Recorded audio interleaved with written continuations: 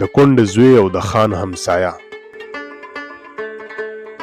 په ظلم زور به یې په ما هر یو بیګار کولو، د کلي خان و زما زړه ورته ازار کولو.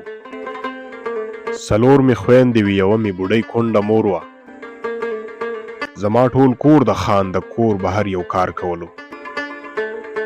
ډېره موده مونږه په سترګو خوشحالي نه لیده، بس خو غمونو سره مونږه به روزګار کولو.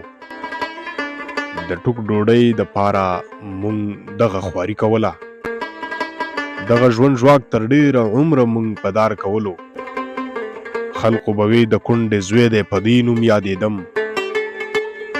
زه په ټول کلي کې بدنامم چې مشمار کولو. ما به هر څه کول په سمه او په ورانه نوم، ظالم ته ما به د سرونو کاروبار کولو. خپل کور مو نه و ځکه مونږه همسایه و د خان، په دې سبب به څنګه ما ورته انکار کولو. مور مې وفات شوه خو د مور په دعا رنګ شوم زه، رب نه به سوال به یې ما د پاره په زار زار کولو. د الله فضل دی چې نن یې لوی کرم دی په ما، د داسې ښکلي ژوند ما تل به انتظار کولو. زما څلور واړه خوریانې تر خپل کوره شولې، د دوی د ښکلي ژوند ما فکر به بار بار کولو. د مور دعا وه چې د خان د غلامۍ نه خلاص شم.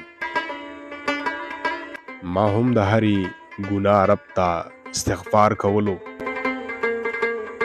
وای جانې الله دې داسې څوک بېوسه نه کړي،